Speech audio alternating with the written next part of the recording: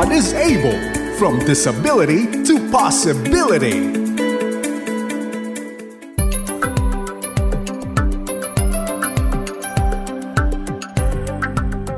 So, pinagpalang umaga, hapon, gabi, mga kaagapay, saan man kayo sa mundo. Welcome po sa programang God is Able. Tayo po ay napapakinggan sa FEBC Radio TV at napapanood din tayo sa Facebook Live. Binabati po namin kayong lahat. At nawa po ngayong bagong taon, tayo po ay nasa maayos po. Ano mga kaagapay? Bukod dyan, binabati din po natin po ang ating mga kasama, kaagapay sa YouTube channel ng 702 DZAS FEBC Radio TV at sa atin pong partner cable television channel. Ayun po ay nasusubaybayan ho tayo tuwing linggo, alas 9 hanggang alas 10 ng umaga sa Channel 185, GCTV. Ang tawag po sa channel po na yan at binabati po namin kayo. At kung saan man po nakakarating po ang ito pong recording po na ito dahil naniniwala po kami na pati ho mga kababayan natin sa malalayong lugar, sa liblib na lugar ng bansa, balita sa akin yung mga katutubo ay nakikinig nito at maging ang mga kaagapay ho natin sa iba't ibang bahagi ng mundo, atin po mga pamilya na apektado ng kapansanan na nasa ibang bansa. Kahit ho sabihin natin po na iba't ibang bansa ho ang ating kinabibilangan at iba't ibang serbisyong ating natatanggap, marami hong pinagkapareho ang karanasan ho natin at syempre po iisang Diyos at Panginoon ho ang umaakap sa atin. Nabanggit ho ang pag-akap ng Panginoon, ginagamit ng Panginoon ng iba't iba ho mga grupo, ahensya at mga individual para ho iparating sa atin ang kanyang pagmamahal at pag-alaga. At isa hong advocate at isa hong napakahalaga ho na membro ng community at bagong kaibigan ng ating makakapanayan ho ngayon sa God is Able. Pakilala ko lamang siya panandalian. Siya po ay consultant on Policy Development and Partnership Building. Yan po ang kanyang opisina ay nasa House of Representatives. At pagbati ho sa lahat ng civil servants ho natin. Siya po ay President ng WOW LEAP, Women with Disabilities Leap to Social and Economic Progress. At baka mamaya ma-describe po niya sa atin ano po itong involvement na ito. At siya rin po ay konektado po sa P3 PWD party list. Ano po? Yun po ay pasyente, pamilya at may kapansanan. Napakagandang acronym po, no? Dahil po hindi lang naman yung may kapansanan ang apektado, pati ho syempre ang pamilya at ang mga kapwa niya may kapansanan at komunidad. So without any further delay, welcome ho natin sa God is Able si Ma'am Carmen Zubiaga. Magandang araw po Ma'am Carmen. Welcome po. Magandang araw, Brother Paolo, at sa lahat ng ating mga nakikinig at nanonood sa ating FB Live. At siyempre ako ay natutuwa na ako ay naimbitahan dito sa inyong programa. Ay, welcome, always welcome po kayo Ma'am Carmen. Kamusta po kayo at kamusta ang New Year ninyo? Tahimik lang tayo at maganda siyempre sa piling ng ating pamilya at mga pag-aalala ng ating mga kaibigan at kamag-anak. Ay, napakalaking blessing ho, Miss Carmen po, na meron ho talagang pamilya at nag-aalaga ho sa atin. So, simulan ko na po. Pakilala ko po kayo sa mga kagapay natin. Ano po bang inyong karanasan, personal na karanasan sa kapansanan? Kayo po ba'y directly involved ho dito o may nakilala lang po kayo? What's your disability journey po? Ako ay nagkaisip na mayroong kapansanan. Subalit, noong ako ay bata pa, hindi ko ito nararamdaman dahil nagagawa ko ang gusto ko, naglalaro ako, kahit kakaiba ang aking pagkilos, dahil ako ay hindi nakakatayo at hindi ako nakakalakad, kaya ako ay parang lumalakad ako sa pamamagitan ng aking kamay at tuhod, no? At masaya ang aking kabataan dahil malaya akong nakakakilo sa aking komunidad at mahal ako ng aking mga magulang at mga kapatid at tinatrato nila ako na walang kapansanan. Hindi ko talaga naramdaman na ako ay isang may kapansanan nung ako ay lumalaki. Pati yung ating mga kapitbahay at ako ay lumaking aktibo, no? Pero nung ako ay mag-aaral na at lumabas na ako sa aming komunidad papunta ng paaralan, ay doon ko naramdaman na iba talaga ako. At doon nang napasalamuha ko yung mga tao na hindi ko kilala, yung mga bata na hindi ko kalaro. ay doon ko naramdaman yung mga diskriminasyon, yung pambubuli, at siyempre yung rejection ng mga guro. Dahil ang akala nila ang lahat ng may kapansanan ay liabilities, no? So, yun, doon ko talaga naramdaman. Bagaman mga hindi parang sabi ng aking ina, ay bayaan lang sila at sa kinabukasan mo, kailangan matuto ka na magtiyaga at huwag padala sa mga panunukso. So, yun ang aking ginawa. Kaya, naka-adjust ako ulit. Nakakaup ako doon sa sa aking bagong kapaligiran. At gumawa talaga ako ng mga paraan para ako ay tanggapin at maging in, no? Siyempre, at dahil naman nakikita naman ng mga kaklase ko ng aking mga kababata na hindi ako tinatablan ng kanilang mga pambubuli, ay naging mga kaibigan ko na rin sila. Yun ang aking mga lang ako ay talaga parang yung natural na sa akin na iakma ang aking sarili sa mga bagong kapaligiran. Salamat po sa pagbabahagi, Ma'am Carmen. Bago kayo magpatuloy, paglilinaw ko lang po para sa kaalaman ng mga nakikinig. Ano po ang diagnosis po sa inyo pong kapansanan? Ako ay nagkaroon ng polio sa edad na 1 taon at kalahati. At simula nung ako ay nilagnat sa loob ng 9 days ay hindi na ako nakabangon pa, hindi na ako nakaupo. At parang unti-unti ako ay nagbalik sa parang pagiging sanggol na dumadapa, umuupo, nagkagapang. At hanggang doon na lang, hindi na ako nakatayo. Po. Ay, salamat po sa kaalaman ho na yun, Ma'am Carmen. Nabanggit niyo po kanina, kayo po ay nakatanggap ho ng pagtanggap at pag-alaga ng iyong sariling pamilya at ng immediate community niyo po. Paano niyo naramdaman ito? Kasi kadalasan nakakausap namin may kapansanan, ang paliwanag nila, hindi sila tinatratong iba ng kanilang magulang. Yun din po ba yung explanation po ninyo? At paano pa nila pinaramdam yung pagmamahal sa inyo? Una ay kung ano ang pagtrato nila sa ibang kapatid ko, ganun din ang trato nila sa akin. Kung sila ay may mga tungkulin, ako rin ay meron. At hindi binabanggit ang kapansanan sa bahay, bagkus yung kakayahan na ito kaya mo itong gawin, kaya gawin mo yan. So, yun ang ko, yung mga ibigay sa akin, yung kaya kong gawin. At minsan naghahanap ako ng iba na akala nila ay hindi ko kaya pero nagagawa ko. Ganda po nun, Ma'am, kasi yung ginawa kong acceptance o pagtanggap ng inyong magulang ay hindi lamang yung okay na kami, mahal ka namin, pero ito ay merong direksyon at ito ay tungo sa empowerment. Bata pa lang po pala kayo, na-empower na ho kayo ng inyong magulang, kaya ho napakabuo siguro ng tingin nyo at napakatapang siguro ng inyong tingin sa inyong sarili at outlook sa buhay. In fact, ang aking ina ay isang talagang parang napakalakas na babae. At talagang siyempre ang aking mga kapatid, anim na lalaki. At nung panahon na yon, ako lang ang babae habang umalaki ako. Pero nung malaki na ako, nagkaroon pa ako ng 2 kapatid na babae.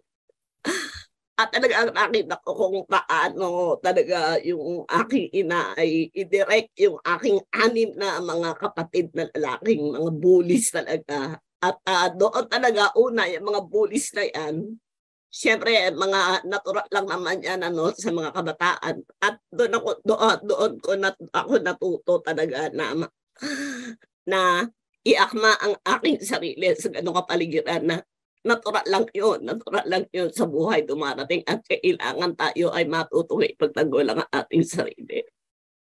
Oh, napakalaga po nun. Ano po, maaga po kayo natuto na alagaan ang inyong sarili at talaga pong makipagsabayan po sa Mhm. lipunan. Kaya lang nabanggit niyo po kanina, Ma'am Carmen, na nung paglabas niyo ng komunidad, doon niyo na-encounter ang diskriminasyon, pambubuli, pambababaho at parang Mhm. pagbababa ng dangal ng taong Mhm. may kapansanan. Nabanggit niyo po pati teacher ho ninyo.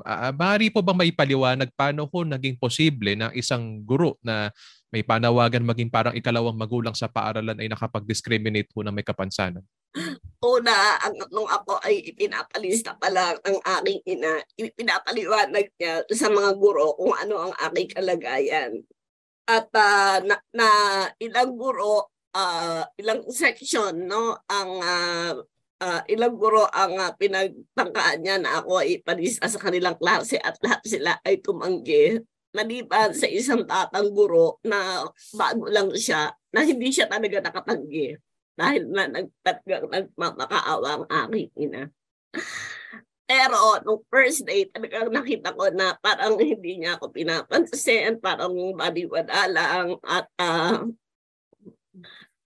minsan naramdaman ko na ano siya sa akin, very hostile ang kanyang pakikitungo. At noon ay tinandaan ko sino ba yung mga estudyante na kanyang paborito, yung kanyang tinatawag palagi, ganun. So, siyempre ako, una mahiyain ako dahil hindi ko naman pero nakita ko na hindi pala dapat. Kailangan ipakita ko na kaya ko makipagsabayan. Kaya, naisip ko, yung mga laging nagre-recite ay paborito niya. Kaya ako taas na taas ng kamay kahit mali yung sagot ko. And then nakikita ko na kapag magagandang magsulat, ilalagay sa bulletin board yung mga papel na magaganda ang sulat ko. Ginanda ko rin yung sulat ko. At Carmen, maganda na yung sulat mo ngayon. Oh. At pag papapansin ako sa ko, ma'am, hindi ko makita yung board kasi na sobrang maliwanag. Di ba ako lumipat doon sa harap? Sabi niya gano'n. At siyempre, mapipila. Sige, lumipat ka. Paano ka lilipat? Ganyan. Ayan. So, from then, yun, at naging active ako. Tapos yung mga klase ko, minsan ako yung tatawagin niya ako, Carmen, pag ako aalis, ikaw ang maglilisa ng maingay. So yung mga kaklase ko, parang natakot sila sa akin. Dahil kapag tumayo, lista ka, ganyan. So yun yung parang nagsimula na talagang natanggap ako ng dahil ako binigyan ng konting power, yun ang naging edge ko para magkaroon ng laban sa mga klase ko na bully. Ayun po. Una mga kagapay, una po sa lahat, nais ko pong sabihin, mahal po natin ang ating mga guro. Kaya lang po, hindi lang naman sa mga guro ito ay isa pong kalagayang panlipunan na baka mamaya mapaliwanag ni Ma'am Carmen saan nanggaling itong discrimination na to, kung awareness issue ba ito o syempre po palagi kaakibat ang puso at paningin natin sa kapwa-tao natin. Pangalawa ho, na tuwa po ako dahil binangon po ng Panginoon si Ma'am Carmen po dahil yung ultimong hamon niya ay naging pagkakataon sa kanya. Napakahalaga pala, Ma'am Carmen po, na sa isang taong may kapansanan, mabigyan sila ng kahit kaunting responsibilidad tulad ng binigay sa inyo ng inyong guro. Kadalasan kasi pinoprotektahan natin sila mula sa trabaho, mula ho sa pag-aaral, mula ho sa exposure sa ibang tao at responsibilities. Sa inyo po, naging mahalaga ang responsibility. Ano po ba ang epekto kapag kayo po ay binigyan ng responsibility? Alam mo, pag binibigyan ka ng responsibility, halimbawa sa bahay man o parang kailangan gawin mo na ito ay gawin mo ito ng mabuti, tama, at masisiyahan ang taong nagbigay sa'yo ng responsibilidad. So, napaka-importante sa atin, lalo na kapag tayo ay bata pa, binibigyan ng responsibilidad, nagkakaroon tayo ng tiwala sa ating sarili na may magagawa pala tayo at kaya nating gumawa ng naaayon sa inaasahan ng tao na nagbibigay sa atin ng responsibilidad. Opo, nakakatuwa po ano at yun nga po siguro pagbabalanse rin ito kasi iba nga lalo na po yung mga magulang dahil hindi rin siguro po alam paano palakihin ho ang anak nilang may kapansanan. Parang masyado hong sine-shelter o pinoprotect Mhm. mula ho sa trabaho kahit gawaing bahay ang mga anak ho nila. Mahalaga din po talaga lalo na po sa dangal ng tao ang kanyang Mhm. sense of worth na magkaroon silang responsibility. Ma'am Carmen, sa palagay nyo lang po, saan ang gagaling ito pong diskriminasyon na naranasan nyo at nararanasan ng maraming may kapansanan? Dahil alam naman natin kung ano ang pananaw ng bawat tao sa isang tao may kapansanan na akala nila lahat ng may kapansanan ay pare-pareho ng limitasyon. Halimbawa, kapag ikaw ay matanda ka, malilimutin ka. Pero sa pag may kapansanan ka, no pa na ikaw ay luko or bulag at wala kang magagawa. So napaka ang pagpananaw ng may kapansanan na ay parang nakakahon at hindi nila naiisip na kahit nga sa tingin nila ikaw ay walang kapansanan ay hindi nila alam na meron kang kapansanan sa pag-iisip. So ito yung gusto nating iparating na hindi pare-pareho ang mga taong may kapansanan. Sila ay iba-iba. Dahil ang kapansanan ay isang napakalawak na mundo na hindi kayang arukin ng isang karaniwang isipan. Opo. Kaya dapat hindi tayo nagiging mapanghusga sa mga taong may kapansanan. Tama po yan, Ma'am Carmen. Kaisa po namin kayo dyan sa sinabi niyo po na huwag tayong mapanghusga. Kung tayo nga po, simpleng pagtuturo ng Panginoon, kung tayo nga ayaw nating gawan tayo na masama, huwag tayo gagawa na masama sa ating kapwa. May kapansanan man o wala. Kapwa-tao ho natin sila. Makita ho natin sila in the image of God. Gawa ho sila ng Diyos at may halaga ang buhay nila. Tingin ko rin, Ma'am Carmen, kahit ho sa mga tao pong sinasabi nating nasa taas ho ng lipunan o may mga natapos, meron pa rin hong awareness problem ho at sensitivity problem ho sa may kapansanan. Okay. Tama po yan. Ang kawalang kaalaman yan po ay talamak sa lahat ng bahagi ng ating lipunan, lalo na sa mga doon sa mga elitistang klase na akala nila lahat ng kanilang iniisip ay tama. Kaya nga ito yung dahilan kung bakit ang ating malalaking establishmento, mga negosyo, at iba-iba pang mga pasilidad ay hindi naging accessible para sa mga may kapansanan. At ang mga batas na ipasa para sa proteksyon ng ating mga may kapansanan ay hindi na ipatutupad ng maayos. Yan ay dahil sa kakapusan ng kaalaman tungkol sa kapansanan na iniisip ng karamihan na wala silang maiaambag sa pag-unlad ng ating lipunan.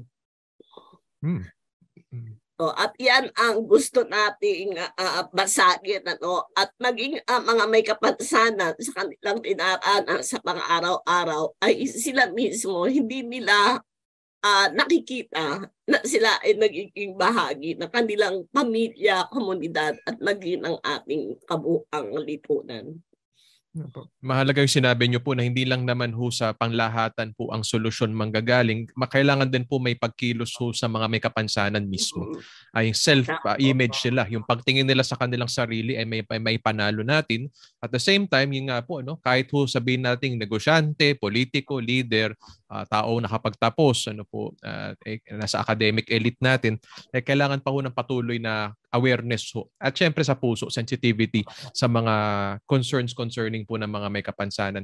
So ma'am, ano po ang nakikita natin pong maging solusyon dito? Hindi pala kaagad-agad polisiya at batas o programa ng pamahalaan ng diretsong solusyon kasi maraming magaling mag-isip ng programa at mag-allocate ng mga solusyon. Ano po ang mga nakikita nyo dapat maunang mangyari sa iba't ibang level ng lipunan? Well, unang-una dapat ang ating pamahalaang lokal ay bukas sa pakikilahok ng mga may kapansanan. Dahil ngayon ay ating isinusulok na magkaroon talaga ng samahan ang may kapansanan mula barangay hanggang probinsya. Dahil alam natin na sa pakikilahok sa ating lipunan at pamamahala, no? Na ang may kapansanan ay kasama sa pagpaplano, pagpapatupad, at pagbabantay sa mga programa na kanilang imumungkahi. Dapat sila ay kasama sa pagpaplano. At yan ay makakamit lang natin kung tayo ay may mga organisadong grupo sa bawat komunidad. Opo. Ay kailangan marinig ang kanilang tinig. Dahil ang mga pamahalaan laging nanghuhula. Ano ba? Siguro ito. Siguro ito yung kailangan. Siguro ganito. Pero bakit hindi tanungin? Na hanggang ngayon, hindi na ibibigay yung mga serbisyo para makaabot ng tamang edukasyon ang mga batang may kapansanan, ang mga pipi, ang mga bulag, ang mga may kapansanan sa pagkilos, mga nangailangan ng mga assistive devices, mga hearing aid, yan lahat ay hindi na ibibigay. At dahil tungkulin ng Estado na tulungan ang lahat ng mamamayan, yan ay hindi nagaganap dahil nga invisible ang mga tao may kapansanan sa kanilang mga komunidad. Yun po, napunto nyo po yung issue po na gunais natin makilahok ang mga may kapansanan sa planning pa lang ho, ng mga programa na ito. Kaya lang nabanggit ni ma'am na sila po ay invisible. Hindi ho sila makita, kundi sila makita, hindi sila maimbita, kundi sila maimbita, hindi sila makapagkalahok, maging participant ng mga gawain po na ito. So, Ma'am Carmen, ano pong nakikita niyong solusyon para ho makita at mahikabahagi ng mga programa ho na ito ang mga may kapansanan? Nahihiya lang ho ba sila? Hindi lang ba alam ang address nila? O wala lang ba silang panahon o kakayanan para sa ganitong mga pag-uusap? Dahil kailangan may mag-initiate, no? Like, gusto kong ibahagi yung aming ginagawa sa mga komunidad, no? Na una kami ay nag-reach out kami sa mga organized group, no? At doon nalaman namin na hindi sila ang nag-organize sa sarili nila.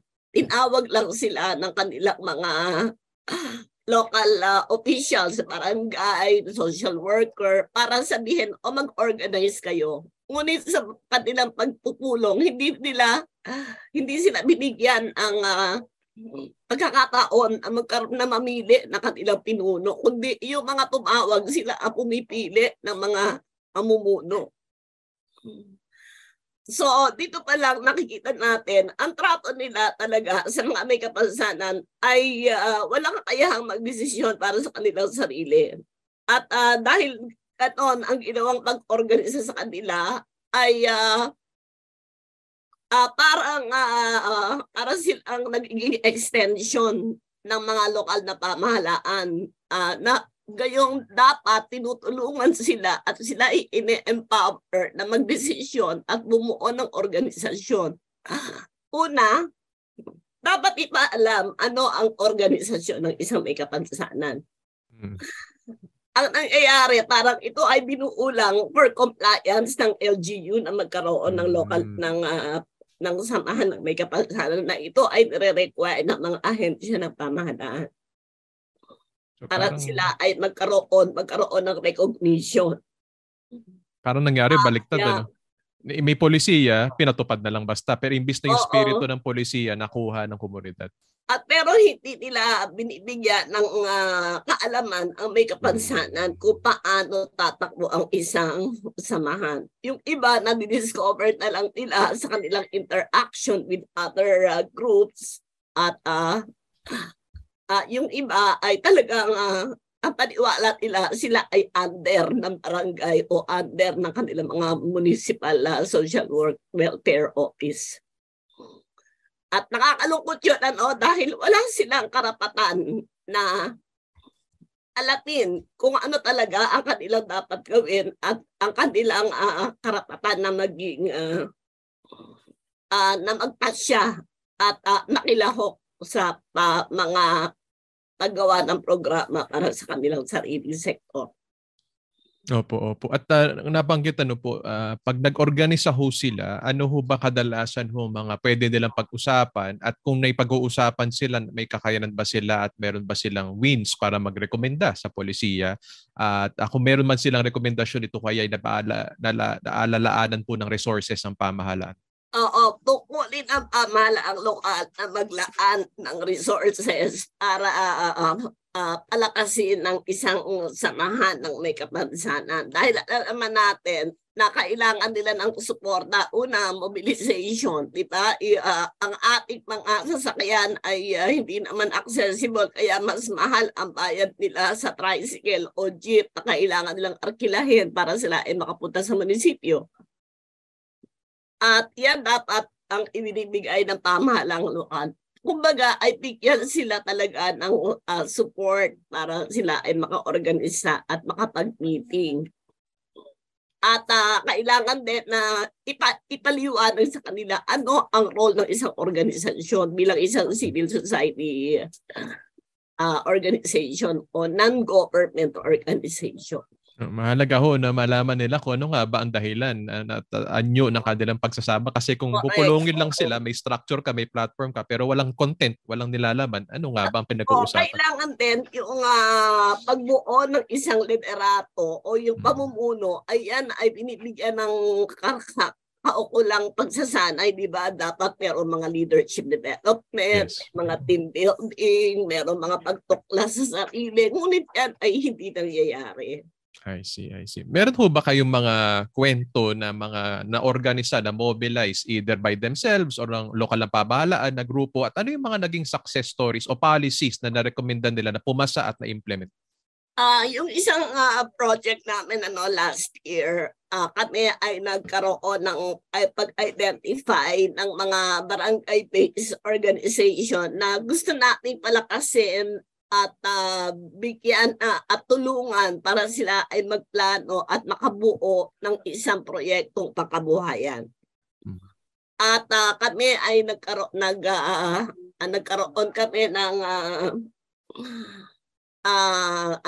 registration ng nagkaroon kami ng mapping ng mga barangay-based organization within Calabarzon.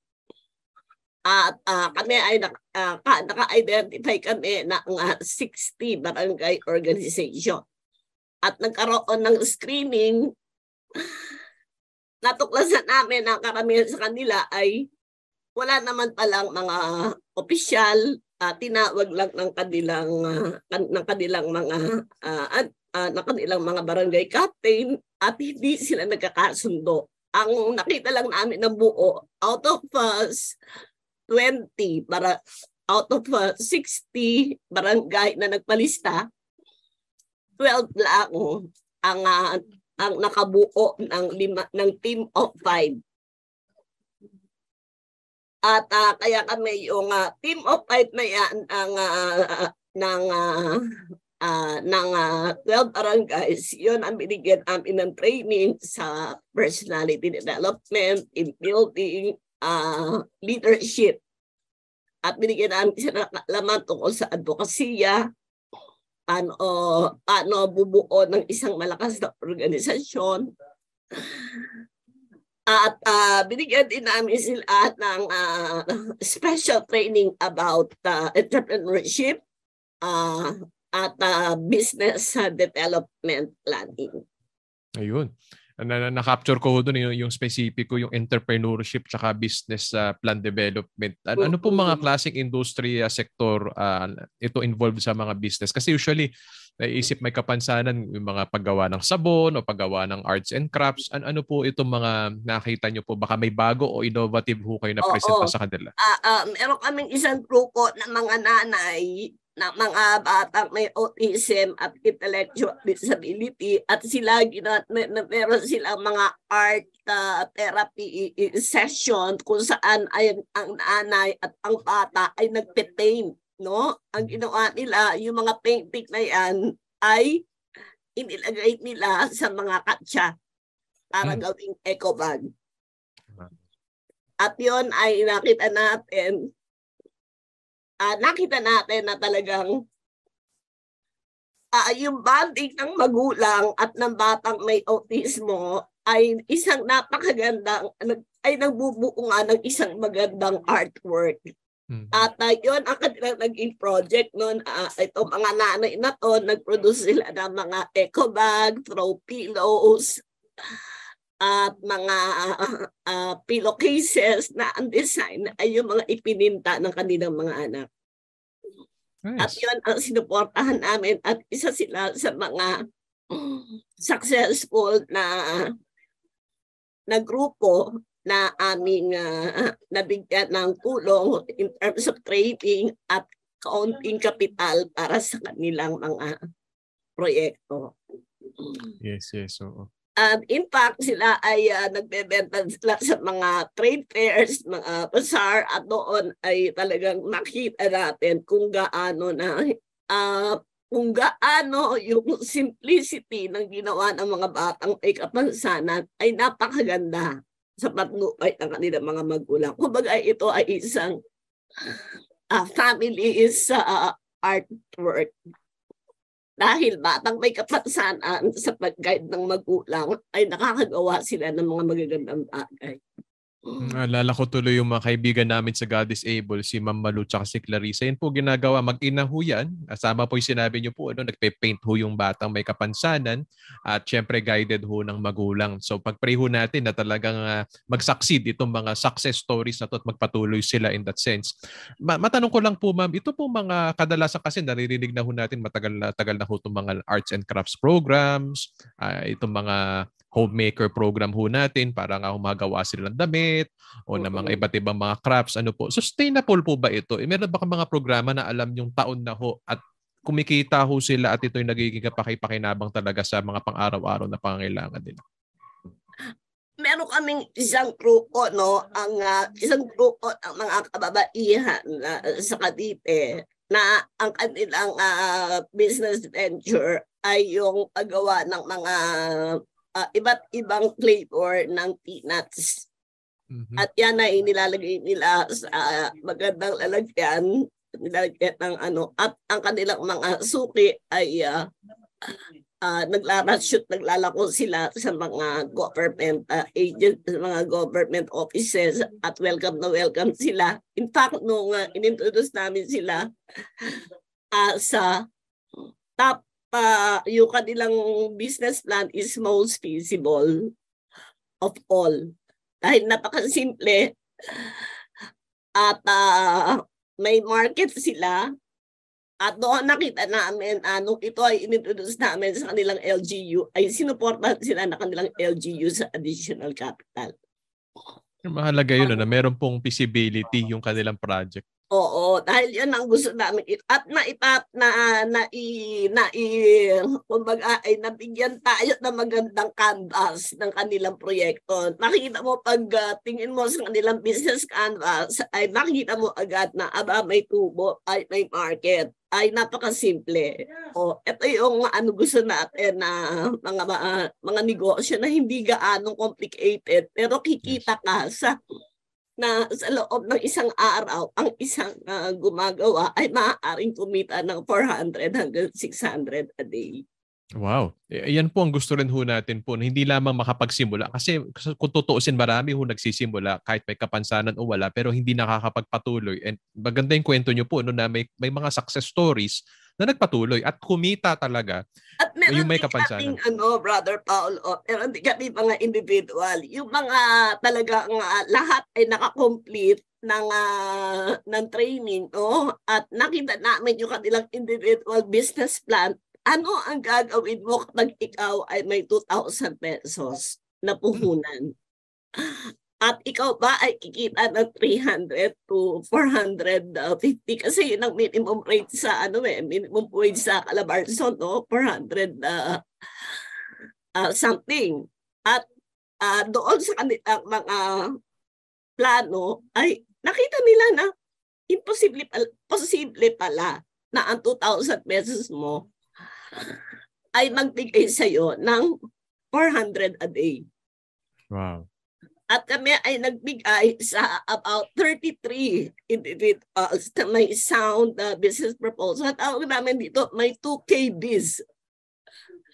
So, individual yan na namin na pinibigay namin sa pamamagitan ng WowLeap noon dahil ito yung aming mission, yung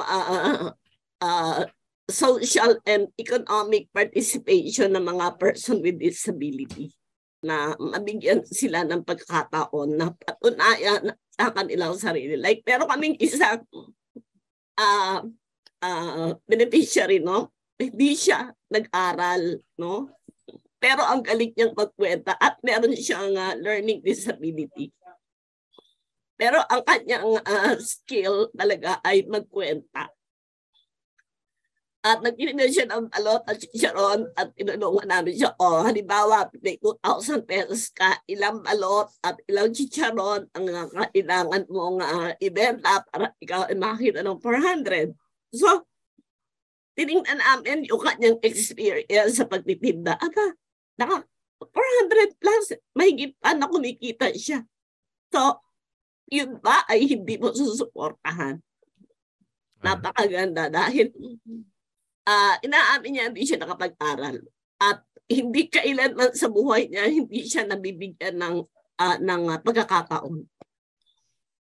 Siya ay consignment lang ang mga tinitinda niya.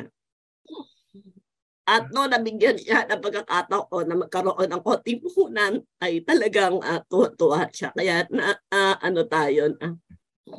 kung bibigyan natin ng pagkakataon matuto ang isang tao, may kapansanan man o wala, ay kakayanin niya na mabuhay at magkaroon ng trabaho sa sarili niyang pagsisikap. Ay, salamat po sa encouragement at purihin ng Panginoon. At ganda nung sinabi ni Ma'am, tanungin nyo nga po mga kaagapay na nakikinig nito, no? To borrow po from an ice cream commercial. Saan naabot ang 2,000 mo? Basta maghahanda kasi meron kang vision at meron ka hong plan. Kaya hindi ho tayo pwede na nangangarap ng lutang o worse, hindi na nangangarap. Mga may kapansanan, mangarap po tayo. Kasi kung pakikinggan nyo yung napakaraming success stories po na binabahagi ni Ma'am Carmen, posible ho talaga. Kung may kilos ho talaga ang Diyos. Naalala ko yung kwento sa Biblia. Nung bata ho na nagbigay ng kanyang tinapay at isda sa Panginoon, sa mga may kapansanan, anong kaloob sa'yo ng Diyos? Ibigay mo sa Kanya. Paano? Nung magkaroon tayo ng tamang mindset, pagtingin sa sarili, panghawakan natin yung pag-asa mula sa Diyos. At yung sinasabi ni Ma'am Carmen, ihanda natin ang ating sarili sa training, mag-network tayo, makipart tayo ng mga organizations sa may connections, at magsipag tayo dahil may gagawin at gagawin ng Diyos sa yung mga inaalay sa Kanya. Correct.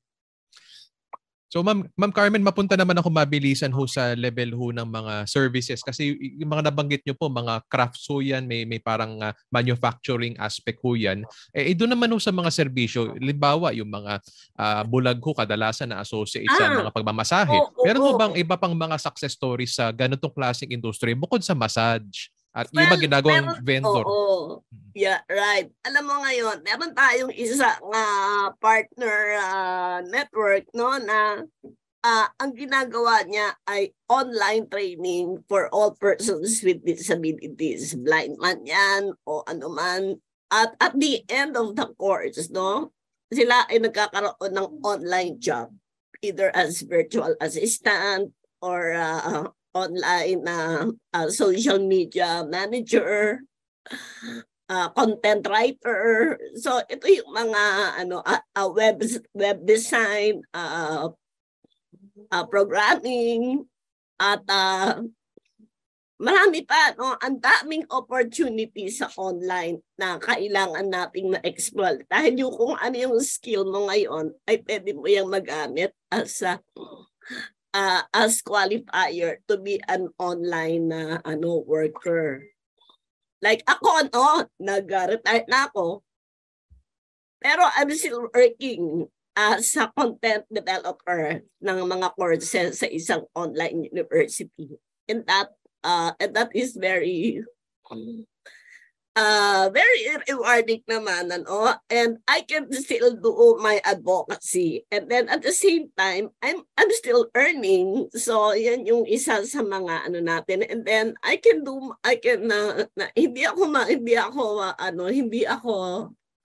hindi mo masasabi na idle ka, hindi ka kumikita dahil wala ka ng trabaho. But you know, this online job is really an opportunity for everyone, regardless of age, regardless of education. Basta may abilidad ka, kay blind ka o kay deaf ka, ay magkahindihan lang sa online job dahil ikaw ay hinuhusgahan kung ano ang ma-deliver mo, hindi dahil sa kapansanan mo. I like that very much, Ma'am Carmen. Hindi kapansanan kakayanan ng hadlang. Internet connection mo na lang ang kulang. Mamuhunan ka sa internet. At matama, gusto ko po yan, Ma'am Carmen, sa panahon ngayon sa 21st century at binuksan ng pandemya sa atin itong digital economy mas lalo. Makakapagsabayan ho ang mga may kapansanan. Ano po? Kasi kadalasan nakakulong ho tayo sa pag-iisip na arts and crafts yan, gagawa ng sabon, magmamasahe yan sa mall. Meron pong digital economy po at kung kayo po ay may kakayanan makapagbasa, makapagsulat at certainly lahat ho tayo, lalo na may kapansanan, very in touch sila sa creative genius nila galing kay Lord. Magagamit ho natin yan. Correct. At yung ating mga ginagawa, no, yung ating mga ginagawang sabon, yung ating mga ginagawa kung ano-anong arts and craft, pwede nating gawing online yan. Kaya nga yan ay isang opportunity para sa isang organized group, no, na merong gumagawa at may nagma-market online and may nagma-market ng face-to-face. So, napakaraming opportunity, no, dahil kung tayo ay organized at tayo ay magbe-venture sa isang economic project, ay mas malaki ang ating pagkakataon ngayon. Ang kailangan lang natin ay skill kung paano natin ipipresent ang ating proyektong pangkabuhayan. At yun po, very good po nabanggit niyo po yan. Sabihin niyo po may grupo ng nanay o mga may kapansanang nakikinig nito at organisado sila kahit sabihin natin wala silang formal na people group or federation group sa kanilang barangay o sa kanilang bayan. Kanino sila lalapit para magpresenta ho at humingi ng resources sa kapital?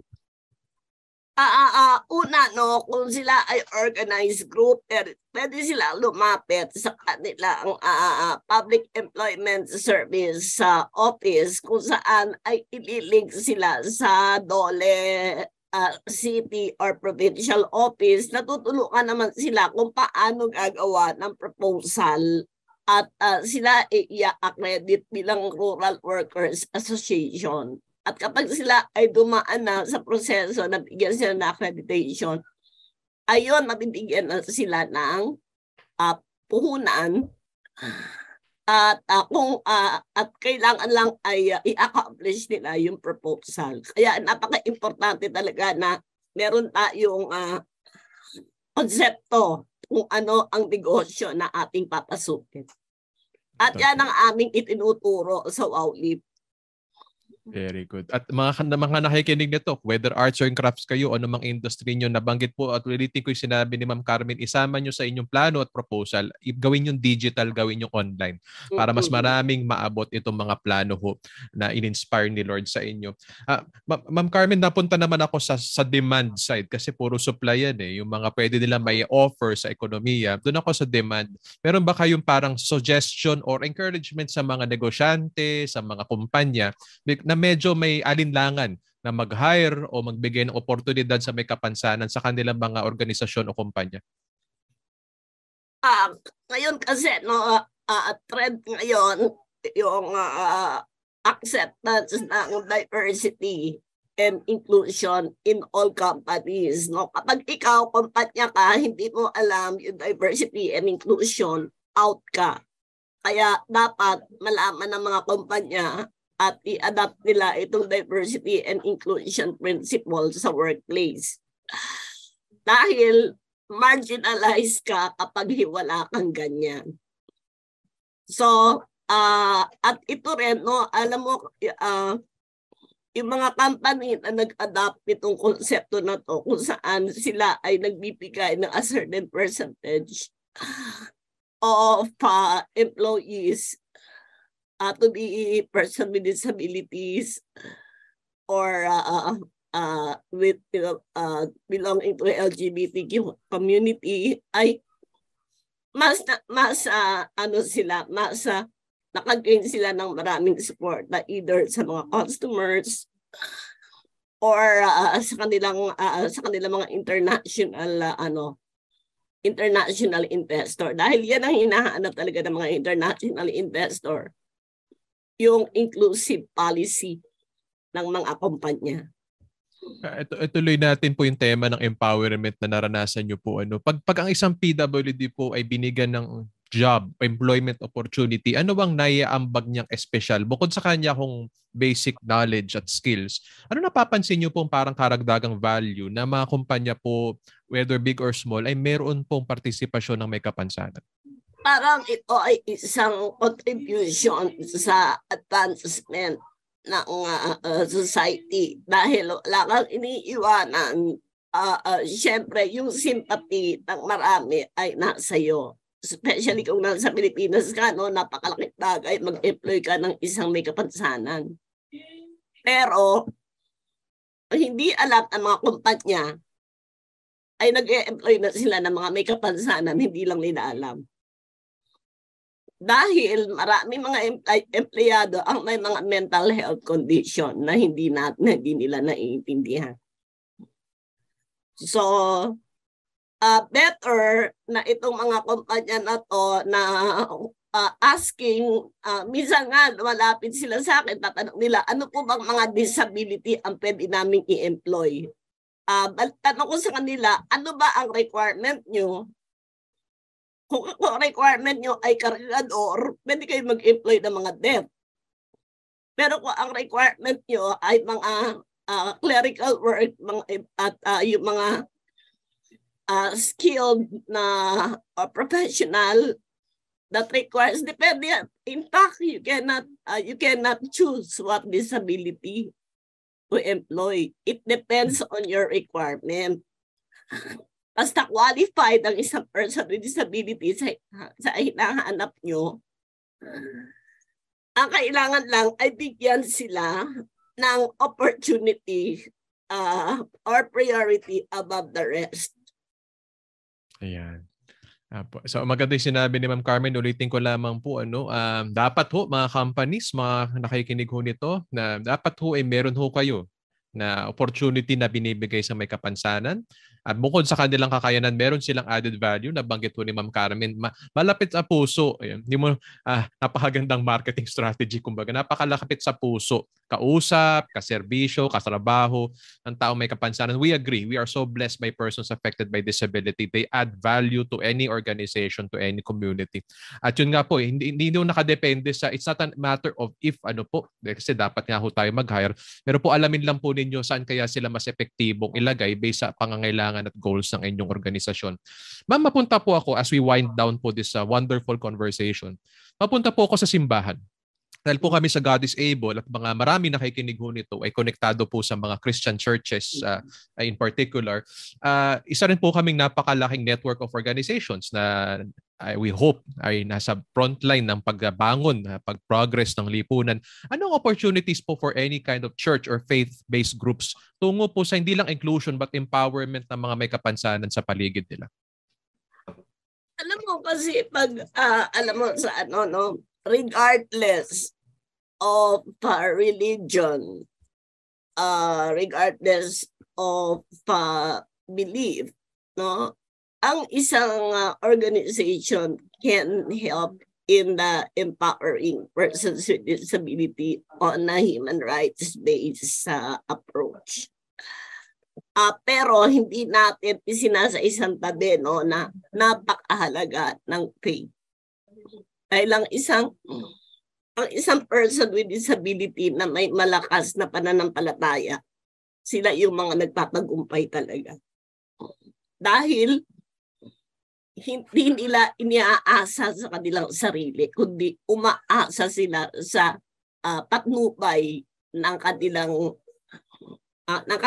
pinapanampalatayaan. Like ako, hindi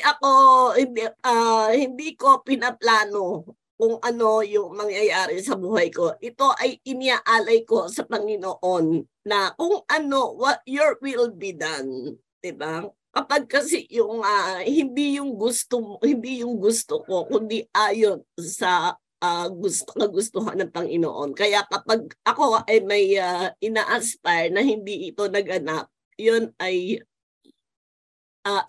isang mensahe na hindi yun para sa akin. Pero He's giving me more opportunities than I ever expected. At paano naman makakapaano ang ating mga religious organization ay makakatulong? Napakalaki, no? Una, kailangan yung ating mga miyembro ay palakasin natin ang kanilang pananalig sa kanilang sarili at sa Panginoon unang-una. Una ang Panginoon at ang kanilang sarili. At kailangan din na sila ay may pagtanggap. Yan ang unang-una. Kumbaga, ito yung unang-unang kailangan na ini-instill natin sa ating mga person with disability na we are not given this challenge to put us down. But instead, it will exalt us. Dahil dito natin ipinapakita na ang Panginoon ay talagang hindi natin kayang arukin. Hindi natin kayang abutin ang kanyang kaisipan. Dahil kung tayo ay naniniwala sa kanya, maniwala tayo.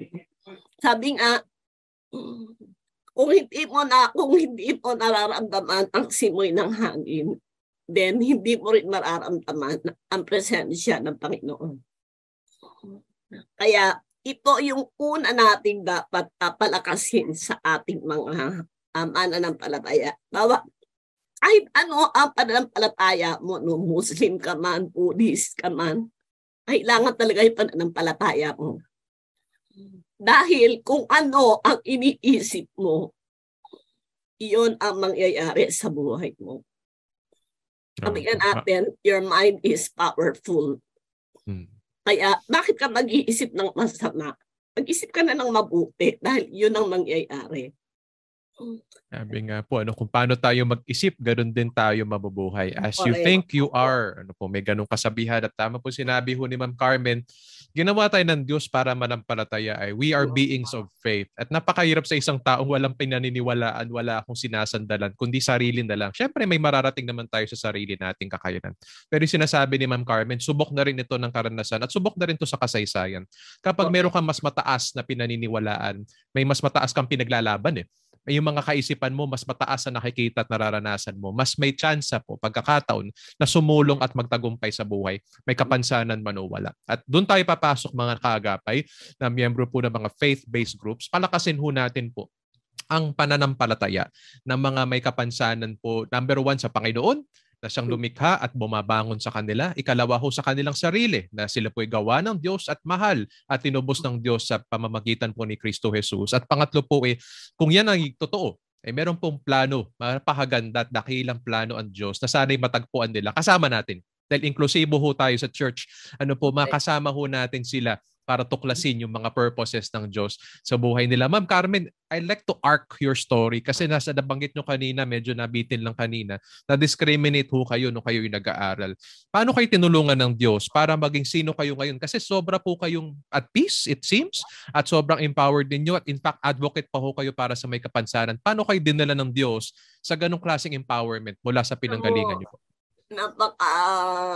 Ako sa sarili ko, hindi ako talaga kataniwala na maabot ko yung lahat ng naabot ko ngayon. At itong estado na to na nandito ko at kumbaga ay tinitiran ako bilang isang example o inspirasyon ng mga may kapansanan. Ngunit ang sinasabi ko, huwag niyo lang akong gawing inspirasyon. Kailangan gawin ninyo akong action sa inyong buhay. Ay, hindi sapat na tumingin kayo sa akin. Kailangan kumilos din kayo. At paano ako, alam mo, nung ako ay magtapos ng elementarya, ay na-depress ako dahil gusto ko mag-aral. Ngunit ako ay 10 taong nakulong sa bahay dahil nga hindi accessible ang kapaligiran at walang paaralan at bunga na rin ang kahirapan ng aking mga magulang. Na kailangan ay unahin yung aking mga kapatid mo ng mga lalaki na sila muna yung mag-aral. At isang araw ay naisip ko na lang, after 10 years, kailangan ako ay lumabas, hanapin ko ang aking kapalaran. At yan ay aking ginawa, no? Na nagpunta ako sa isang institusyon at nag-apply na para ako ay makapag-aral, ngunit hindi ako tinanggap dahil naubusan ako ng pwesto. At ayoko ang bumalik sa bahay. Dahil nakaplano na kung ano yung gagawin ko. At ako ay binigyan ng pag-asa. Kung makilala ko yung nung natagpuan ko yung madre na sumagip sa akin doon sa araw na yon na ako ay nawawala at ayaw ko na talagang bumalik sa aking pinanggalingan. At dinala niya ako sa isang facility kung saan ay mayroong mga mag-aaral na puro lahat ay may kapansanan at ang paaralan ay nandoon lang sa tapat. At doon nagsimulang magbago ang aking buhay. At muli ako nakapag-aral, natupad ko yung aking pangarap maging isang manunulat sa comics habang ako ay nag-aaral. At habang ako ay nag-aaral ay kumikita ako, no? At nasusuportahan ko yung aking mga pangangailangan at nabibigyan ko pa ang aking pamilya. At nakakapunta ako sa mga lugar na gusto kong puntahan dahil binigyan ako ng wheelchair. At doon nagsimula na isang napakalaking biyaya ang ibinigay sa akin at doon ko talaga doon ko talaga nakita kung paano gumalaw ang Panginoon sa aking buhay. Kaya sabi ko, Lord, ayoko nang magplano para sa sarili ko. Ikaw na. So, pero nagpaplano pa rin ako. Siyempre, malay mo, no? Baka gusto niya rin yung mga plano ko. Hindi ako nag-stop magplano at mangarap. At karaniwan sa aking mga plano at pangarap, yan ay natupad lahat. Purihin ng Diyos. At ngunit, ang higit sa lahat, kailangan ibalik ko ito sa aking aking kapwa. Kumbaga, I have to pay forward. Yun. Ay, napakabuti ho ng Panginoon sa atin po. Salamat po, Ma'am Carmen, sa pagbubuo ng kwento nyo. May kwento sa likod ng kanya kong pagiging advocate ngayon, sa lahat po ng kanyang kaalaman, sa lahat ng kanyang koneksyon at panunungkulan ngayon. May puso ho na kinilusan ng Diyos at may kwento na naiso niya iparating. Yun po ang isang naiso natin bigyang diin sa usapin ho na ito. At nais natin maipasa sa lahat na nakikinig. Kung kayo po ay na-inspire ni Ma'am Carmen, gusto nyo rin maging advocate, gusto nyo rin makapaglingkod sa pamahalaan, makilala si ganitong leader, makapagsilbi sa ganong lugar, maging matagumpay ang negosyo, makapagtapos. Gaya ni Ma'am Carmen, narating ho niya yung mga pangarap niya po habang siya ay nag-aaral po, mga kaagapay. At tandaan ho natin po na meron pong kwento po ang Panginoon at may pangungusap ang Panginoon. Naniniwala ako sa bawat nakikinig nito. Naniniwala po ako na meron po mga taong inaabot ngayon tong usapin na to. Sana po ay manalig ho tayo sa Diyos at kilalanin ho natin siya. At gaya ni Ma'am Carmen, okay naman ho magplano at mangarap. Pero po, mas magaling ho, mas mabuti pag Diyos ang nangarap at siya hong nagtupad ng pangarap niya sa buhay natin. Magtiwala po tayo sa Kanya. So magtatapos na po tayo dito, Ma'am Carmen. Nais po namin magbigay ho ng napakalaking pasasalamat from God is Able sa lahat ng nakikinig sa inyo pong buhay, sa inyo pong napakaraming naibahagi today. So salamat po, Ma'am Carmen, at nawa ho sa hinaharap ay makapag-usap po tayo patungkol sa iba pa ho mga bagay-bagay na I'm sure bitin ho tayo at marami pa tayong issue na mapag-uusapan. Pero sa ngayon po, maraming salamat. Maraming salamat po mga tagapakinig. Tayo po ay natapos na naman po sa ating programa ngayon, sa programang God is Able. Nawa ho na inalaanan po namin kayo ng kahit papaano katatagan at pag-asa, mga kapwa ho naming persons affected by disability. Muli ako po si Brother Paulo Sanchez at naniniwala tayo from disability to possibility. Maraming salamat po at God bless you po. We love you. Thank you very much. God is able. From disability to possibility.